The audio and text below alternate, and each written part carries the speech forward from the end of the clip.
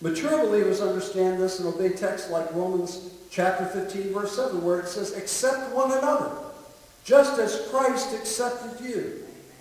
How did Christ accept you? Unconditionally, without measure. You know, I read a powerful story just this past week, and it has to do with a young man that had gone to Vietnam, and he was from the East Coast, and his parents received a call, and it was in the midst of that terrible war. He said he was on his way home.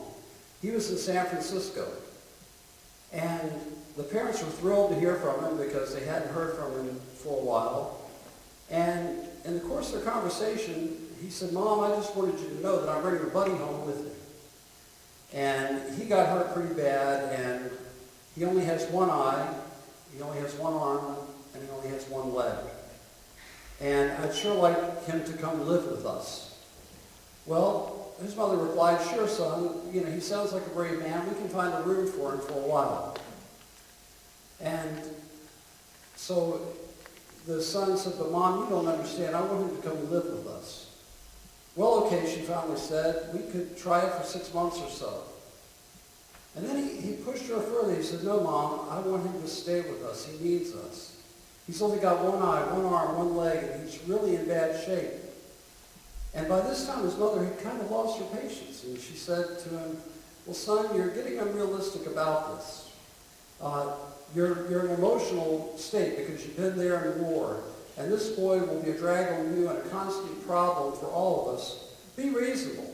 And when she said this, the phone clicked. And the line went dead.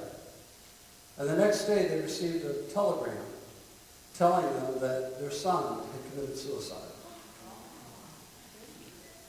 And apparently shortly after he hung up the phone. And when their boy arrived, when the body of their boy arrived, their parents looked down with unspeakable sorrow on their dead son, who they could now see only had one eye, one arm, and one leg, and who had been horribly wounded and disfigured in battle, and he yearned to know that he was unconditionally loved in spite of it, and that's why he had called.